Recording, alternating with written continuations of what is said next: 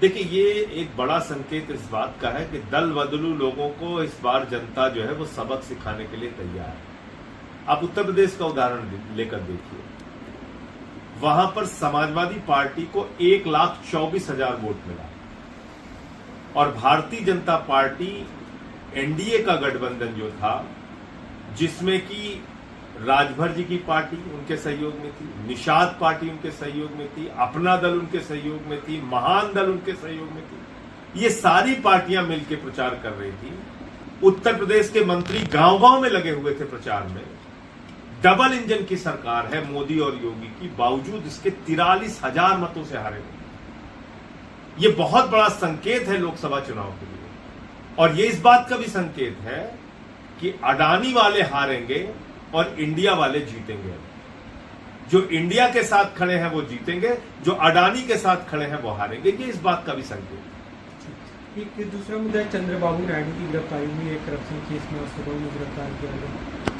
देखिए, ऐसा है कि दुर्भावना की राजनीति से कार्रवाई करना कतई ठीक नहीं है, और आपने तो देखा कि जो वहां की सरकार है, उनकी पार्टी है, वो पूरी तरीके से मोदी जी के इशारे पर काम करती है। तो हो सकता है बीजेपी और वाईएसआर की जो पार्टी है जगन रेड्डी की, दोनों ने मिलकर निर्णय लिया हो कि चंद्रबाबू नायडू जी की गिरफ्तारी करनी है, और इसके कारण ये प्रधानमंत्री मोदी ने G20 समिट के दौरान अपने संबोधन में कहा कि सबका साथ, सबका विकास, सबके प्रयास से ही हम सभी देशों को ग्लोबली आगे लेके जा सकते हैं और ट्रक डेफिसिट है उसे खत्म कर सकते हैं। तो देखिए, सबका साथ सबका विकास तो होना ही चाहिए, लेकिन मणिपुर से क्या संदेश देते हैं? जब आप 4 महीने तक भारत के प्रधानमंत्री मणिपुर की हिंसा पर नहीं बोलेंगे, तो ये सबका साथ सबका विकास तो है नहीं।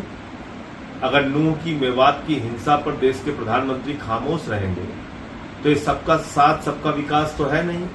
अगर पहलवानों बेटियों के साथ हो रहे अत्याचार पर प्रधानमंत्री खामोश रहेंगे, तो ये सबका साथ सबका विकास एक कोरा नारा साबित होगा, बावजूद इसके कि वो आपको जमीन पे कुछ सच्चाई के रूप में दिखाई पड़े। तो जमीन की सच्चाई अलग है, प्रधानमंत्री जी का बोलना अलग है, और मैं समझता हूं कि इसीलिए अब इन नारों का कोई असर जनता के ऊपर नहीं पड़ता।